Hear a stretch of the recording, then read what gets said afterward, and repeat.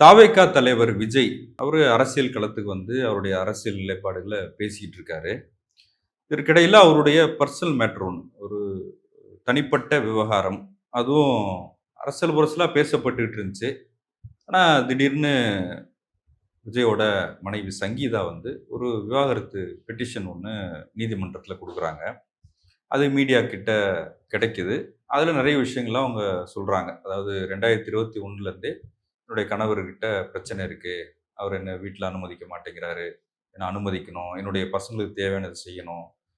இன்னொருத்தர் கூட ரிலேஷன்ஷிப்ல இருக்காரு. அந்த பேர வந்து நான் சொல்லல. தேவைப்பட்டால் சொல்றேன் அப்படின்னு அந்த பெட்டிஷன்ல இருக்கு. இது போயிட்டே இருக்க ஒரு சூழல்ல ஒரு 2, 3 நாட்களுக்குள்ளாக விஜய் வந்து ஒரு திருமணத்தில போய் கலந்துக்கிறாரு. அதுக்கு நடிகை த்ரிஷாவோட அ வராரு. அப்ப 2 பேரும் ஒரே கார்ல வராங்க. ஒரே மாரியான உடை அணிஞ்சிருக்கிறாங்க. அப்படின்னும்போது அந்த 3வது நபர் த்ரிஷா தான் அப்படின்னு பேசப்பட்டது. பொதுவெளியில எல்லாமே போட்டு உடைச்சதுனால, இப்ப நம்ம ஓப்பனா அத நான் உங்ககிட்ட கேட்கிறேன். அப்ப இது ஒரு விமர்சனமாக மாறியிருக்கு. மகளிர் தினம் கொண்டாடுறாரு. மகளிர் உரிமைக்காக பேசுறாரு. சிங்கப்பெண்களேன்றாரு. ஆனா, வீட்ல அந்த மாரி நடந்துக்கலையே அப்படின்னு சொல்றாரு. என்னுடைய பர்சனல் மேட்டர நீங்க விட்டுருங்க. அது ஒர்த் இல்ல அப்படின்னு சொல்றாரு. எப்படி பார்க்குறீங்க? சார் பல விதமா பார்க்கலாம். ஆனா, பொதுவா நம்ம யோசிக்க வேண்டியது என்னன்னா, இப்போ வந்து நான் உங்களுக்கு அண்ணன் முறையில சீரெல்லாம் தருவேன். அண்ணன் கொடுத்த சீரு அப்படின்னு அவர் சொல்லி ஒரு பாச பிணைப்பு, குடும்ப பிணைப்பு எல்லாம் பில்ட் பண்ணும்போது, உண்மையிலேயே நம்ம அண்ணன் வீட்ல இப்படி நடந்தா நம்ம சும்மா வேடிக்கை பார்த்துட்டு இருக்க மாட்டோம்ல. இப்ப எங்க அண்ணனே இப்படி பண்ணாருன்னு வச்சுக்கோங்க, நம்ம ஃபர்ஸ்ட் என்ன சொல்லுவோம்? இதெல்லாம் ஒண்ணும் சரியில்ல. நீ இத்தன வருஷம் குடும்பம் நடத்துன பொண்ண நீ எப்படி இப்படி விட்டுட்டு போலாம் நடு ரோட்ல? எப்படி இருந்தாலும் நமக்கு புள்ள குட்டிலாம் பெத்து குடுத்த அண்ணிய போய் நீ இப்படி பண்ணலாமா? அவங்களோட உங்களுக்கு என்ன ரிலேஷன்ஷிப் பிரச்சனை இருந்தாலும், அத நீங்களே கமுக்கமா சரி பண்ணிக்கோங்க. சபையில கொண்டாந்து வைக்காதீங்க. நாளைக்கு இந்த வீட்ல ஒரு கல்யாணம் நடக்கணும். ஏதாவது ஒரு நல்ல நிகழ்ச்சி நடக்கணும்னா, அது என்ன டிஃபிகல்ட்டில கொண்டாந்து நிறுத்தணும்? நான் கல்யாணம் பண்ண வீட்ல பதில் சொல்லணும். உங்க அண்ணன் பாரு இப்படி பண்றாருன்னு என்ன கேட்பாங்க. மத்தது இல்லன்னாலும் இதெல்லாம் நீ யோசிக்க வேண்டாமா அண்ணான்னு எல்லா பெண்களும் அவங்க அண்ணன்கள் கிட்ட இதெல்லாம் பேச தானே செய்றாங்க. ஆமா, ஆமா. அப்ப அந்த உரிமை எல்லா பெண்களுக்கும் இருக்கு. நீங்க எப்ப அண்ணன்ற ஸ்டேட்டஸ்க்கு நீங்க உங்கள சொல்லிக்கிறீங்களோ, ஒரு அண்ணன் குடும்பத்தில என்ன நடக்கணும், என்ன நடக்கக்கூடாதுன்றத பத்தி கருத்து சொல்றதுக்கான உரிமை எல்லா பெண்களுக்கும் வருது. அப்ப எல்லா பெண்களும் இத பத்தி மனசுக்குள்ள நெனச்சுக்கிட்டு தான் இருக்காங்க. பெண்கள பொறுத்தவரைக்கும் அவங்களுக்கு புரிந்த விஷயம் என்னன்னா சார், ஒரு திருமணம்ன்றது இந்து மதத்தில ரொம்ப புனிதமானது. கிறிஸ்துவ மதத்திலயும் ரொம்ப புனிதமானது. ரோமன் கத்தோலிக்க திருச்சபையில வந்து திருமணம் என்பது ஒரே ஒரு முறை தான் நடக்கும். மரணத்துக்கு வரைக்கும் அதே துணைவரோட தான் வாழணும். மோனோகேமிய முதல்ல அறிமுகப்படுத்தினதே ரோமன் கேத்தலிக் சர்ச் தான். அதுக்கு முன்னாடி இந்தியால மோனோகேமி கிடையாது. அதுக்கு முன்னாடி நம்ம ஹிந்து மதத்துல ஆண்கள் எத்தனை திருமணம் வேணா செய்துக்கலாம். பெண்கள் வந்து ஒரே ஒரு தடவ தான் திருமணம் செய்வாங்க. அதுக்கு முன்னாடி இந்த ஏன்ஷியன்ட் சனாதன இந்து மதத்துல பெண்களும் நெறைய ஆண்களோட துணை சேருவாங்க. ஆனா இப்ப விஜய் வந்து அது வந்து ஒரு இன்டர் ரிலிஜியன் மேரேஜ். அவங்க சர்ச்லயும் பண்ணிக்கிட்டாங்க. சங்கீதா இந்துன்றதால கோயில்லயும் பண்ணிக்கிட்டாங்க இல்லையா? ஸோ அப்போ உண்மையிலே சங்கீதா ஹிந்துவா இருக்கட்டும். இவரு ரோமன் கேத்தலிக் சர்ச்ச ஃபாலோ பண்ற பையன் தானே. அப்ப இவருக்கு தெரியணும் இல்லையா? நம்மளோட மதத்தின்படி ஒரு அ விவாகரத்துன்னு ஒண்ணு கிடையாதுன்னு அவருக்கு கண்டிப்பா தெரிஞ்சிருக்கும். அப்ப ஏன் ரோமன் கேத்தலிக் சர்ச் விவாகரத்துன்னு கிடையாதுன்னு ஒரு கோட்பாடு வச்சிருக்கு. எல்லா மதமும் ஒரு கோட்பாடு வச்சிருக்கிறாங்கன்னா, அந்த கோட்பாட்டுக்கு ஏதோ ஒரு காரணம் இருக்கிறதுனால தான் ஒரிஜினலி அது கணக்குல வருது. அதுக்கப்புறம் காலத்துக்கு ஏற்ப காரணம் மாறலாம். அப்ப ரோமன் கேத்தலிக் சர்ச் டிவோர்ஸ் கிடையாது. ரோமன் கேத்தலிக் சர்ச்ல மட்டும் தான் கல்யாணத்துக்கு முன்னாடி கிளாஸ் எல்லாம் வேற சொல்லி தருவாங்க. கல்யாணம்னா என்ன தெரியுமா? ஆண், பெண் புணர்ச்சின்னா என்ன தெரியுமா?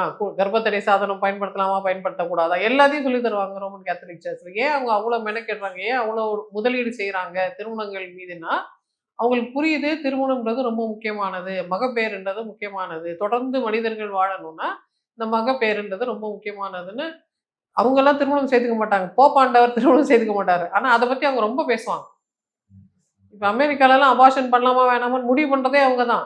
அத பொறுத்து தான் அங்க யாரு பிரசிடென்ட் ஆறா, இல்ல ஆகாம போறான்றதெல்லாம் முடிவாது. கடவுள் நினைத்ததை மனிதன் பிரிக்காதிருப்பானாக அப்படின்னு சொல்றாங்க இல்லையா? இப்ப அந்த ஸ்டேட்மெண்ட்டே பல நேரங்கள்ல நம்ம வந்து தவறானது. அப்படி ஒண்ணு அவசியம் இல்லன்னு பேசியிருக்கோம். இல்ல இது வந்து அவரு ரோமன் கேத்தலிக்கு. அவரோட பிலீஃப் சிஸ்டம்க்குள்ள இது பொருந்தாது. இதுதான் ஃபர்ஸ்ட் பாயிண்ட். செகண்ட் விஷயம் என்னன்னா சார், இப்போ இப்போ இது வந்து தனிப்பட்ட நபர்கள பத்தி இல்ல. பொதுவா நம்ம பேச வேண்டிய விஷயம். திருமணம் என்பது கொஞ்ச நாள் கழிச்சு அது புளிக்க ஆரம்பிக்குது. ஆரம்பத்துல அது ரொம்ப சுவாரஸ்யமா இருக்கு. நெருக்கமா இருக்காங்க, பேசிக்கிறாங்க, ஜாலியா இருக்கு. இன்பமான திருமண வாழ்க்கையில இருக்கிறாங்க. ஆனா போக, போக, போக அதுல சலிப்பு தட்டுது, அலுப்பு ஏற்படுது. இந்த முகரக்கட்டையை எதுக்கு பார்க்கணும், இவங்க கிட்ட எதுக்கு சொல்லணும், சீப்போ அப்படின்ற ஆட்டிடியூடு போக போக வர ஆரம்பிக்குது. அப்படி வரும்பொழுது அது எப்பயாவது தனிச்சு இல்ல அது மறுபடியும் நம்ம மீட்டு உருவாக்கணும், அதுல சுவாரஸ்யத்தை திரும்ப ஏற்படுத்தணும், அதை இன்னொரு நல்லபடியா கொண்டு போகணும்னு முயற்சி பண்ணது ஒரு விதம்.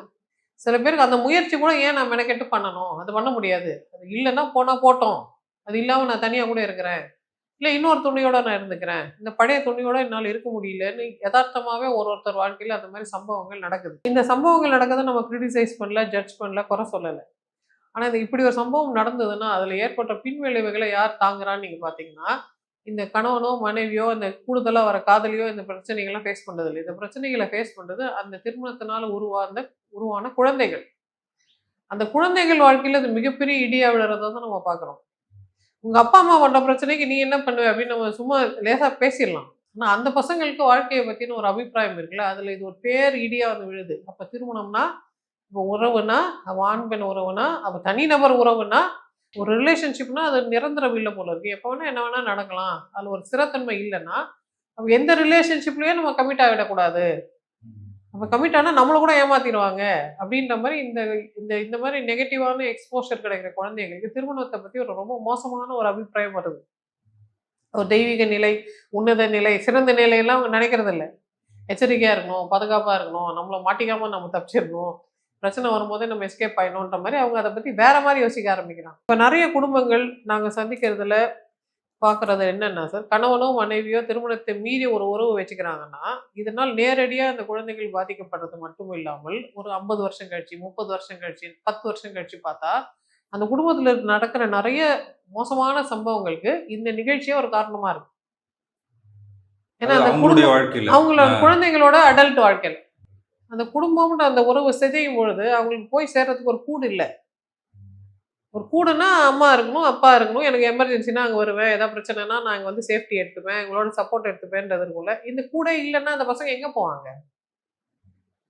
தனித்தனியா மீட் பண்ணணும். தனித்தனியா செய்துக்கணுன்றது வந்து அது அப்பா பத்தி அம்மாகிட்ட சொல்லக்கூடாது. அம்மா பத்தி அப்பாகிட்ட சொல்லக்கூடாது. இவங்க மூஞ்சி தூக்கி வச்சுக்கிட்டாங்கன்னா ரொம்ப கஷ்டம். இது சொன்னா அவங்க அப்செட் ஆயிட போறாங்கன்னு சொல்லிட்டு பசங்க மூஞ்சி பார்த்து பேசுறாங்கன்னு வச்சுக்கோங்களேன். அப்ப இயல்பான ஒரு சூழ்நிலை அதுல இருக்காது இல்லையா?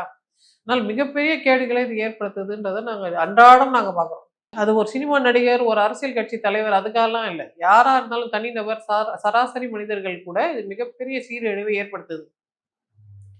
அப்ப அது முன்னாடி தெரிஞ்சிட்ட பிறகு நம்ம என்ன பண்ணணும்? அந்த திருமண உறவை எப்படிலாம் செப்பனிடணும், எப்படிலாம் பேணணும், எப்படிலாம் கொண்டு செலுத்தணும்ன்றத நம்ம ட்ரை பண்ண முடியுமே தவிர, அது உடைச்சு சிதறி சின்னாபின்னமாக்குறத நம்ம ஒத்துக்கவே முடியாது. இன்னொரு ஆங்கிள் இதுல என்னன்னா, சம்டைம்ஸ் ஒரு கணவன் இல்ல மனைவி ஒரு எக்ஸ்ட்ரா மேரிட்டல் ரிலேஷன்ஷிப்ல இருக்கிறாங்கன்னு வச்சுக்கோங்களேன். அவங்களுக்கே அதுல கொஞ்சம் டவுட் இருக்கும். நம்ம கரெக்ட்டா தான் இருக்கிறோமா? ஏன் இந்த சபலம் வந்தது நமக்கு? இந்த சபலத்த நான் எப்படி மீட்டு கொண்டு வரது? இந்த சபலத்திலேருந்து நான் எப்படி விடுபடுறதுன்ற ஒரு பயம் அவங்களுக்கு வரும். இவங்க அந்த சபல மேலாண்மைக்கு முயற்சி பண்ணிட்டு இருக்கும்போதே, இந்த ரிலேஷன்ஷிப்ல இருக்கிற ஆணோ, பெண்ணோ என்ன பண்ணுவாங்க, "நீ தான் எனக்கு உரிமையானவன்றத உலகத்துக்கு நான் சொல்றேன் பாரு." அந்த காலத்து டாக்டர்ஸ் எல்லாம் 2 பொண்டாட்டிலாம் வச்சிருப்பாங்க. அது மாரி எனக்கு ரொம்ப தெரிஞ்ச ஒரு பிரபலமான டாக்டர். அவர் 2 பொண்டாட்டி வீட்டுக்கு நான் போயிருக்கேன். நான் அவரோட ஒரு பிஹெச்டி ஸ்டூடெண்ட்டா இருக்கிறனால, அவங்க 2 பேர் வீட்லயும் நான் அவர சந்திக்கிறதுக்கு வாய்ப்பு இருந்தது. முதல் மனைவி வீட்ல எந்த விதமான புகைப்படமுமே இருக்காது. அவங்க திருமண புகைப்படம் மட்டும் தான் இருக்கும். ஆனா 2வது மனைவி வீட்ல திருமண இடத்துலலாம் புகைப்படமா இருக்கும். எங்க போனாலும் பெரிய பெரிய ஃபோட்டோவா வச்சிருப்பாங்க. இல்ல முதல்ல வந்து அது சட்ட ரீதியா அங்கீகரிக்கப்பட்டது இல்ல. 2வது மனைவி அதாவது இந்த சட்ட ரீதியாக அங்கீகரிக்கப்படாத அந்த பெண்ணுக்கு வந்து அந்த இன்செக்யூரிட்டி இருக்குல்ல. அதனால எப்பவுமே அவங்க அறிவிச்சுக்கிட்டே இருக்கிறாங்க. எனக்கும் உரிமை இருக்கு தெரியுமா? நானும் ஒரு பொண்டாட்டி மாரி தான் தெரியுமா? நானும் ஒரு ஆள் தான் தெரியுமா? எல்லாரும் என்ன கணக்குல சேர்த்துக்கோங்க. எனக்கும் மரியாதை குடுக்கணும். எனக்கும் முக்கியத்துவம் தரணும். நானும் இங்க இருக்கிறேன். ஹலோ! அப்படின்னு அட்டெண்டன்ஸ் அவங்க போடுறாங்க. அந்த அட்டெண்டன்ஸ் ஏன் போடுறாங்கன்னா, அப்ப நமக்கு மரியாதை இல்லாம போயிடும். குடும்பத்த கெடுத்துட்டான்னு நம்மள சொல்லிடுவாங்க. இதுக்கெல்லாம் தமிழ்ல குடிகேடின்னு ஒரு பேரே இருக்குல்ல. நம்ம குடிகேடின்னு சொல்லிடுவாங்க நம்மள. இல்ல நானும் தான் கல்யாணம் பண்ணியிருக்கேன். எனக்கும் தான் தாலி கட்டினாருன்னு சொல்லிக்கணும் அப்படின்றதுனால, இந்த 2வதா, 3வதா, 4வதா வர பெண்கள் வந்து ரொம்ப மெனக்கெடுவாங்க. எவ்வளோ பெரிய பத்தினி தெரியுமான்னு காமிச்சுக்கிறதுக்காகலாம் முயற்சி பண்ணுவாங்க. நீங்க முயற்சி பண்ணும்போதே நமக்கு தெரியுதுல்ல. நீங்க ஏதோ ஏதோ காம்பன்சேஷன் ஏன் பண்றீங்க? ஏன்னா நீங்க பண்ணது தப்புன்னு உங்களுக்கு தெரியும். இல்ல அப்ப கூட அந்த டெசிஷன் அந்த ஆண் தானே எடுக்கணும். சரி, நீங்க நினைக்கிற மாரி ஆண்கள் வந்து அந்த அளவுக்கு இந்த விஷயத்துல கெட்டிக்காரர்கள் கிடையாது. நான் ஏற்கனவே பல நிகழ்ச்சியில சொல்லியிருக்கேன். ஆண்கள்லாம் என்கிட்ட கோச்சிக்கிட்டாங்க. ஆண்கள்லாம் கொஞ்சம் லைட்டா முட்டாள்ன்னு சொன்னா, எப்ப பார்த்தாலும் நீங்க ஆண்கள முட்டாள்ன்னு சொல்றீங்க. இந்த விஷயத்துல பாருங்க ஆண்கள் எவ்வளோ முட்டாள்ன்னு உங்களுக்கு தெரியும். என் குழந்தை கஷ்டப்படுவதனால, என் புள்ள அழும், என் புள்ள வாழ்க்கை கெடும்னு தெரிஞ்சு, முட்டாள் மாரி ஒரு ஆள் இது பண்றாருன்னா, அவர் புத்திசாலின்னு நாங்க மட்டும் எப்படி சார் சொல்லுவோம்? ஒரு ஆள போய் நெகட்டிவா சொல்லணும்னு எங்களுக்கு ஒண்ணும் ஆசை இல்ல. நீ பாதுகாக்க வேண்டியது யாரு? நீ பெத்த புள்ளைய. உன் புள்ளைய பாதுகாக்கிறத விட்டு யாரையோ ஒருத்தங்கள பாதுகாக்கிறதுக்காக நான் ரிஸ்க் எடுப்பேன்னு சொன்னா, சரி பொதுமக்களுக்காக ரிஸ்க் எடுக்கிறது கூட உலகத்துக்கு நாம செய்ற நன்மைன்னு வச்சுக்குது. இன்னும் ஒரு பெண்ணுக்காக நான் ரிஸ்க் எடுப்பேன்னு ஒரு ஆண் சொன்னா, அந்த ஆண பெத்த தாயே என்ன சொல்லுவாங்க? "ஏய் மக்கு மாரி யோசிக்காத. உள்ள முடிய பாரு. எவ்வளோ ஒருத்திக்கு நீ ஏன்டா இப்படி உயிர குடுத்து இப்படி பண்றேன்னு" அம்மாவே கேட்பாங்க. அது தாவேக்கால இருக்கு. அகைன் ஆதரவு திஸ் இஸ் நிலைப்பாடு நாட் அபௌட் இருக்காங்கல்ல. One actor or one political aspirant. It's about any man. அதாவது யாரா இருந்தாலும் சரி, இப்போதைய அந்த கான்டெக்ஸ்ட் வச்சு பார்க்கும்போது, இப்ப தாவேக்கா தரப்புல ஆதரவு நிலைப்பாட்டோட இருந்தாங்களா, அவங்களுக்கு சிலருக்கு வந்து பெரும்பான்மையா பெரிய ஷாக் இது. இப்ப சிலர் சொல்ற மாரி வந்து இப்ப முட்டு குடுக்குறோம் அப்படின்றதுக்காக வந்து எந்த வீட்ல தாங்க இல்ல, யார் தான் வச்சுக்கல அப்படின்னு சிலர் பேச தொடங்குறாங்கல்ல. அது எப்படி பார்க்குறீங்க? அந்த அளவுக்கு ஒரு தலைவர் வந்து அவரோட தொண்டர்களை இக்கட்டுக்கு ஆளாக்குறது அழகில்ல.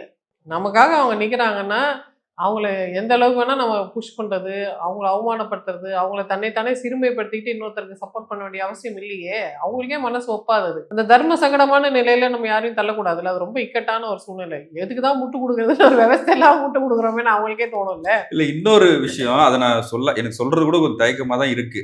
இன்னொரு பெண்மணி பேசுறது ரொம்ப வைரல் ஆச்சு. எவ்வளோ தங்கச்சி இருக்காங்க, எவ்வளோ அக்காங்க இருக்காங்க. ஏன் பொண்டாட்டியா கூட இருந்துட்டு போறோமே!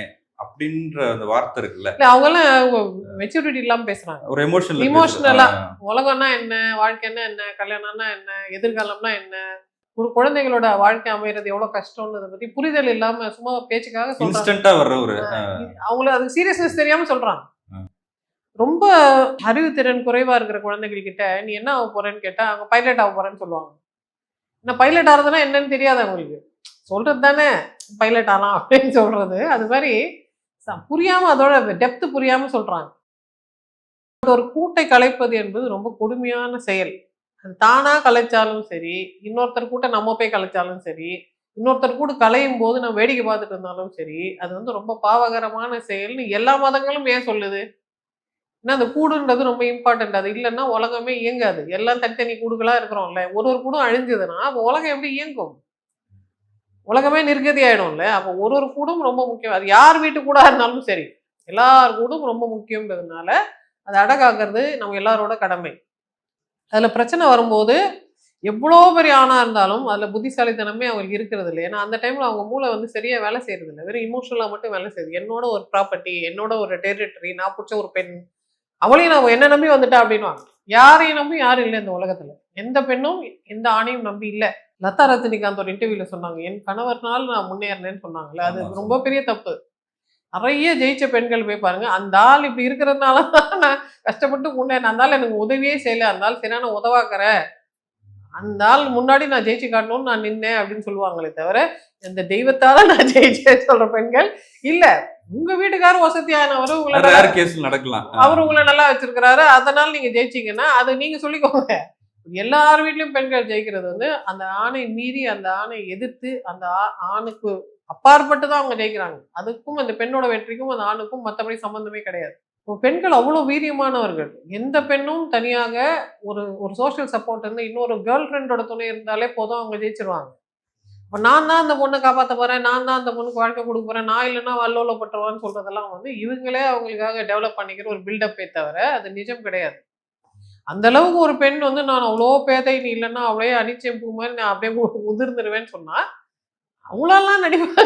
நீங்க அதுக்கெல்லாம் ஏமாறுவீங்களான்ற கேள்வி வரும் இல்லையா? அப்ப ஆண்கள் அவ்வளவு நெறைய டைம்ஸ்ல நான் நோட்டீஸ் பண்றேன். அவ்வளோ புத்திசாலியா இருப்பாங்க. ஆனா இந்த காம ரீதியான விஷயங்கள்ல, இல்ல கலவி ரீதியான விஷயங்கள்ல, இல்ல தாம்பத்திய ரீதியான விஷயங்கள்ல அவங்க லைட்டா கொஞ்சம் மக்கர் ஆயிடுறாங்க. உங்களுக்கு அந்த அளவுக்கு கைடன்ஸ் இல்ல. ஏன்னா வுமன் பாயிண்ட் ஆஃப் வியூ உங்களுக்கு தெரிய மாட்டேங்குது. ஒரு பெண் ஆபத்தானவளா இருப்பா அப்படின்னு சொன்னாலே ஆண்களுக்கு புரியாது. பொம்பளை என்ன பண்ணிடுவா? அதெல்லாம் பொம்பளைங்கலாம் அப்படிலாம் கிடையாது. எத்தன பொம்பளைய நான் பார்த்துருக்கேன் அப்படின்னு சொல்லுவாங்க. ஹலோ! இன்னொரு பெண்ண கேட்டு பாருங்க. உங்களுக்கு தெரியாது. ஒரு டாக்ஸிக் வுமன் எப்படி இருப்பான்னு ஒரு ஆண வர்ணிக்க சொல்லுங்களேன். ஆணுக்கு தெரியாது. ஒரு ஆண் கட்டுப்பாடோட இருக்க முடியாதா என்ன? அப்படியும் ஆண்கள் இருக்காங்கல்ல. அந்த அளவுக்கு கெட்டிக்காரனால இருக்க முடியுது. சின்ன வயசுலேருந்தே நெறைய பெண்களை பார்த்து பழகி, ஒரு ஒரு ஒரு ஒரு அசைவுக்கும் என்ன அர்த்தம் தெரிந்த ஆண்கள், ஓஹோ! இது இப்படியா? அதுகிட்ட நான் உஷாரா இருக்கணும்னு கண்டுபிடிச்சுருவாங்க. அதெல்லாம் விவரமே இல்லாத ஆண்கள் என்ன செய்வாங்க? ஓ! அபலைன்னு சொல்ட்டா அபலை தான் போல இருக்கு. காப்பாத்தணும்னு சொன்னா நம்ம தான் காப்பாத்தணும் போல இருக்கு. அப்படின்னு கொஞ்சம் பேக்கு மாரி போய் மாட்டிப்பாங்கல்ல.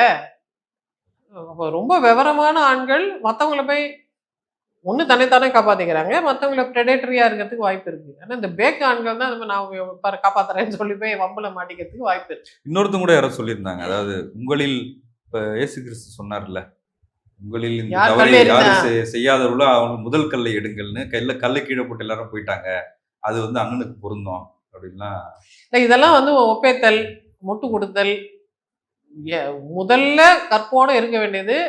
அந்த காலத்துல நம்மளால நெறைய பேர கேட்க முடியல.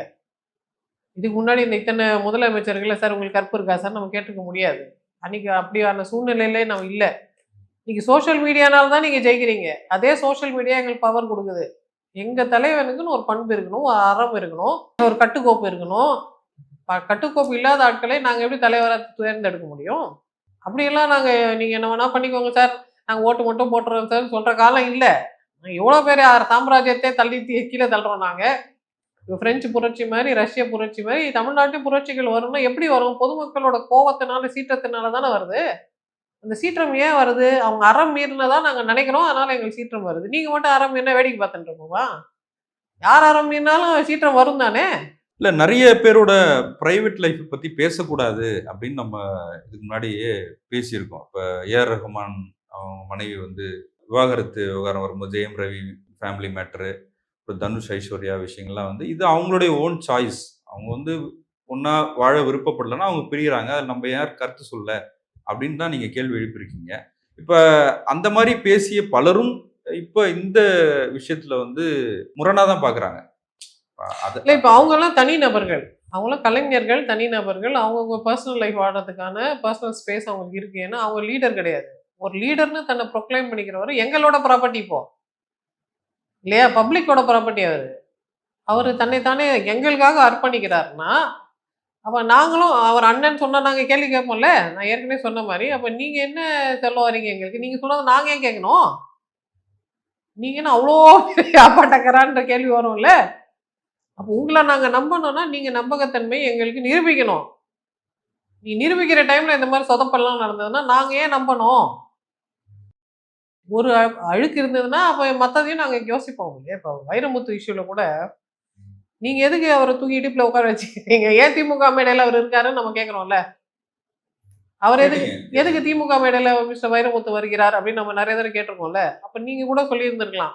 ஏன் அவர் கவிஞர், அவர் பெரிய அவரு இவரு, கவி அத பேரரசர் மட்டும் வச்சு அவர பார்க்கக்கூடாது. அப்படின்னு நீங்க சொல்லியிருக்கீங்கல்ல. ஆனா அவர் பொலிட்டிக்கலி இல்ல, தனியா பிரைவேட்டா இருக்காருன்னா, அத பத்தி நம்ம பேச மாட்டோம். ஆனா அது வந்து ஒரு மீ டூ மூவ்மெண்ட்ல அவர் அப்யூஸ் பண்ணதான ஒரு கம்ப்ளைண்ட். பட் ஒரு ப்ரொஃபஷனல் லைஃப், அவரோட பொலிட்டிக்கல் லைஃப் அந்த ஸ்பியர்ல அவர் வராருன்னா, அப்ப நம்ம கிளாரிட்டி முன்னெல்லாம் சொல்லும்ல, ஜூலியஸ் சீசரோட பொண்டாட்டி வந்து எப்படி இருக்கிறான்னு யாரும் பேசவே கூடாது. அவ கரெக்ட்டா இருக்கணும் அப்படி. அதே மாரி ஜூலியஸ் சீசர பத்தி யாரும் பேசக்கூடாது இப்போ. ஜூலியஸ் சீசரும் கரெக்ட்டா இருக்கணும். இப்ப அமெரிக்கால அது உண்டு. மிஷல் ஒபாமாவும், பராக் ஒபாமாவும் ஏன் ரொம்ப ஆதர்ச பிரசிடென்ட், மிசஸ் பிரசிடென்ட்டா இருந்தாங்கன்னா, அவங்கள அவ்வளோ ஒரு தூய்மையான வாழ்க்கைய வாழ்ந்தாங்கன்னு அவங்க வெளியில காமிச்சுக்கிறாங்க. உண்மையா என்னன்றது நமக்கு தெரியாது. உள்ள போனா தான் தெரியும். அங்க இருக்கிற சிஸ்டம் அப்படி. பிரசிடென்ட்னா பிரசிடென்ட்டும், பிரசிடென்ட் பொண்டாட்டியும் ஒழுக்கமா இருக்கணும். பிரசிடென்ட் யார் கூடயும் போக்கூடாது. பிரசிடென்ட் எப்ஸ்டீன் ஃபைல்ல ஒரு பேர் வந்துருச்சுன்னாவே அங்க ரேட்டிங் குறையுது அவருக்கு. அது எப்படி நீங்க போவீங்கன்னு அவங்க கேட்கறாங்க. ஏன்னா எங்களுக்கான ஆளு நீங்க. எங்கள பார்க்கறத விட்டுட்டு அங்க என்ன உங்களுக்கு உல்லாசம் அப்படின்னு மக்கள் கேட்கறாங்க. கிட்டத்தட்ட அதே மனப்பான்மை தமிழ்நாட்டுல வந்திருக்கு. எம்ஜிஆர் காலத்துல கேட்கலையே, கருணாநிதி காலத்துல கேட்கலையே அப்படிலாம் நம்ம சொல்லுவோம். இன்னைக்கு இருக்கிற ஜென்சி சில்ட்ரன் இருக்காங்க. ஜென்சி வந்து பிரேக்கப் பண்றதெல்லாம் அவங்களுக்கு பிரச்சனை இல்ல. நான் இருக்கும்போது ட்ரூவா இருக்கணும். பாவலாலாம் பண்ணக்கூடாது. வழவழ கொழகொழலாம் எங்களுக்கு வேண்டாம். ஒர்த் இருக்குதா இல்லையான்றத நாங்க டிசைட் பண்ணிக்கிறோம். எங்க கிட்ட வந்தீங்கன்னா கரெக்ட்டான மெட்டீரியலா வாங்க. இங்க ஒரு மூஞ்சி, அங்க ஒரு மூஞ்சிலாம் வச்சுக்காதீங்க. தெளிவா ஒரு மூஞ்சியா இருங்கன்றது தான் ஜென்சி சில்ட்ரன் கேட்கறாங்க. அவங்க கேட்கறது கரெக்ட்டா தானே இருக்கு. இன்டர்நேஷனல் ஸ்டாண்டர்ட்ஸ்க்கு அப்படித்தானே இருந்தாகணும். சமீபமா நடிகர் பார்த்திபன் வந்து நடிகை த்ரிஷா பத்தி ஒரு கமெண்ட் பேசியிருந்தாரு. அது ரொம்ப விமர்சனத்துக்குள்ளாயிருக்கு. த்ரிஷா அத கண்டிச்சிருக்கிறாங்க. ஒரு விருது நிகழ்ச்சி அது. விருது வழங்குற நிகழ்ச்சி. அதுல வந்து த்ரிஷாவோட படத்த போடுறாங்க. கேள்வியே வந்து குந்தவை இருக்காங்க. அவங்களுக்கு ஏதாவது சொல்லுங்க அப்படின்னு சொல்றாங்க. குந்தவைன்றது அவங்க பொன்னியின் செல்வன்ல நடிச்ச கதாபாத்திரம். இப்ப ரொம்ப ரைமிங்கா பேசுறதுல பார்த்திபன் ரொம்ப வல்லவர். அவர் வந்து இந்த குந்தவைய வீட்லயே குந்த வச்சா நல்லா இருக்கும் அப்படின்னு சொல்றாரு. அவங்க வெளியே வராமல் இருந்தால் நல்லா இருக்குன்ற மாதிரி சொல்கிறாரு. அது த்ரிஷா வந்து வேண்டுமென்றே கடைசி நேரத்தில் என்னுடைய படத்தை சேர்த்து இதை பண்ணிடுறாங்க அப்படின்னு. அப்புறம் பார்த்திபன் வந்து அதுக்கு வருத்தம் தெரிவிச்சிருக்காரு. சில நேரங்களில் சில விஷயம் அப்படி நடந்துருது. அதை நான் அந்த நிகழ்ச்சியை ஏற்பாடு செய்தவர்கள்ட்ட அதை போட வேண்டாம், ஒளிபரப்ப வேண்டாம்னு சொன்னேன். ஆனால் யாரோ எடுத்த வீடியோ அது வெளியே வந்துருச்சு அப்படின்னு சொல்லியிருக்காங்க. இன்ஸ்டண்ட்டாக ஒரு கமெண்ட் வந்து ஒருத்தரை ரொம்ப ஹர்ட் பண்ணுது. அந்த பெண் வந்து என்ன செயல் செய்கிறாங்க, இல்லை அவங்க பொலிட்டிக்கலா, பர்சனலா அதெல்லாம் தாண்டி இந்த கமெண்ட்ன்றது ரொம்ப அது தவிர்த்திருக்கலாம் அப்படின்னு பல பேர் சொல்றாங்க. நீங்க எப்படி பார்க்குறீங்க? அவங்க எல்லாம் ஈக்குவல்ஸ். அவங்கெல்லாம் சினிமா இண்டஸ்ட்ரியில் கோ ஆர்டிஸ்ட். ஸோ அவங்களுக்குள்ள பேசலாம், பேசாமல் இருக்கலாம். அந்தந்த சூழ்நிலைகள் தான் அதை முடிவு பண்ணும். இன்னைக்கு இருக்கிற சூழ்நிலை ரொம்ப வாலட்டைலாக இருக்கும்போது இப்படி பேசினா அதுக்கு வேற ஒரு உள்ளர்த்தம் இருக்குன்றது எல்லாருக்கும் தெரியும்ல. சம்மந்தமே இல்லாத வேற துறையில் இருக்க எனக்கே தெரியும் போது அவருக்கு கண்டிப்பாக தெரிஞ்சிருக்கும். இன்னும் கொஞ்சம் எச்சரிக்கையாக பேசியிருக்கலாம். பட் அது பொது போக்கில் மக்கள் அப்படி தான் நினைக்கிறாங்க. மக்கள் என்ன நினைக்கிறாங்கன்னா, ஒரு திருமணம்ன்றது இன்றைக்கும் திருமணம் எவ்வளோ கஷ்டமாக இருக்குது, அதை மெயின்டைன் பண்ணுறதுக்கு எவ்வளோ எஃபர்ட் போட வேண்டியது இருக்குது. அது ஒன்றும் அவ்வளோ ஈஸி இல்லை. எல்லாருக்கும் எல்லாமே தெரியும். ஏன்னா எல்லாரும் அவங்கவுங்க திருமணத்துக்குள்ளே போராடிக்கிட்டு தான் இருக்காங்க. இப்படி இருந்தாலும் அந்த திருமணம் நிலை குலைய செய்கிறதுக்கு ஒரு பெண் காரணமாக இருப்பாரோ அப்படின்ற சந்தேகம் இருக்கும்பொழுதே மக்களுக்கு பெண்கள் மேலே கோவம் வருது. அந்த பெண்ணை வந்து அவங்க குறை சொல்ல ஆரம்பிக்கிறாங்க. நம்ம ஏற்கனவே சொன்ன மாதிரி அந்த பெண்ணை திட்டத்துக்கு தான் பேர்கள் இருக்கே தவிர ஆணை திட்டத்துக்கு பேரே இன்னும் தமிழ் கண்டுபிடிக்கல பாருங்க. இல்ல இப்ப பார்த்திபனே வந்து அவர் வந்து மனைவிட்ட இருந்து பிரிஞ்சு தான் இருக்கார். பார்த்திபன், சீதா. ஆனா பசங்களுக்கு வரும்போது ஒண்ணா நின்னு தான் கல்யாணம் பண்ணி வச்சாங்க. அப்படி நளினி, ராமராஜன் திரைத்துறையில் நிறைய பேரை நம்ம பார்க்க முடியல. அவங்களுடைய வாழ்க்கைய அவங்க தேர்ந்தெடுத்துக்கிறாங்க அப்படின்னு நடிகர்கள் இல்ல நடிகர்களுக்குள்ள நம்ம எதுவுமே இன்டர்ஃபியர் பண்ண முடியாது சார். நடிகர்கள், பொதுமக்கள், தனிநபர்களை பத்தி நம்ம பேச முடியாது. ஏன்னா அவங்கவுங்க வாழ்க்கையில 1000 பிரச்சனைகள். அவங்கவுங்க எடுக்கிற முடிவுக்கு 1000 காரணங்கள் இருக்கும். நம்ம அதை பத்தி விமர்சனம் சொல்றதுக்கோ, கருத்து சொல்றதுக்கோ நமக்கு எந்த இடமும் கிடையாது. ஆனா நமக்கான தலைவர்கள்னு வரும்பொழுது, பொது ஆ வாழ்க்கைக்கு வந்ததுக்கு அப்புறம். நீங்க ஒரு ஆள கொண்டு வரீங்கன்னா, அவங்க உங்களுக்கு பொலிட்டிக்கல் ஹேர் ஆவாங்க. உங்களுக்கு அப்புறம் அவங்களுக்கு ஒரு இருக்கும். அவங்களுக்கு ஒரு பதவி இருக்கும். இல்ல அவங்களுக்கு ஏதோ ஒரு விதமான அங்கீகாரம் இருக்கும். ஏதாவது ஒரு விதத்துல பொலிட்டிக்கல் பவர் இருக்கும். எங்கள கொண்டு போய் யார் கையில அடமானம் வைக்கிறீங்கன்ற கேள்வி பொதுமக்களுக்கு வரும்ல. என்னப்பா உன்ன நினைச்சுட்டு நாங்க ஓட்டு போட்டா நீ என்னப்பா இன்னொரு ஆள கொண்டாரன்ற கேள்வி வரும்ல. அப்ப பொதுமக்கள் கொந்தளிக்கிறாங்க. ஒரு முகத்திலேருந்து இன்னொரு முகம் எப்படி வரலாம்? ஒரு பிம்பத்திலேருந்து இன்னொரு பிம்பம் ஏன் வருது? அப்ப நீங்க டபுள் கேம் ஆடுறீங்களா? உள்ளுக்குள்ள நெறைய வச்சிருக்கிறீங்களா? எங்களுக்கு தெரியும். நீங்க காமிச்ச முகம் வேறயாச்சே. இப்ப என்ன முகம் மாறுதே அப்படின்னு பொதுமக்கள் கேட்குறாங்க. ஏன்னா இது நம்பிக்கையை சம்பாதிக்கிறதுக்கு உண்டான ஒரு களம். நம்பிக்கைன்றது ரொம்ப கஷ்டம் சம்பாதிக்கிறது. ஒரே நாள்ல உடைச்சிடலாம். ஸோ இப்போ இப்போ மிஸ்டர் பார்த்திபன் அவர் இந்த இந்த லோடட் கமெண்ட் சொன்னது, அது அவர் ஆண் தானே, ஆணுக்கு அறிவுரை சொல்லியிருக்கலாம்ல. நாங்க பெண்கள் பெண்களை பத்தி பேசிக்கிறோம். ஆண்கள் ஆண்களுக்கு ஏன் அறிவுரை சொல்ல மாட்டேன்றீங்க? அப்போ கூட நீங்களும் பெண்களுக்கு தான் சொல்றீங்களா? அவ்வளோதான் உங்க வீரமான்ற கேள்வியும் இருக்குல்ல அதுல. ரொம்ப ஈஸி இல்ல பெண்களுக்கு அறிவுரை சொல்றது. அது நாங்க சொல்லிக்கிறோம். நீங்க ஆண்களுக்கு சொல்லிக்கோங்க.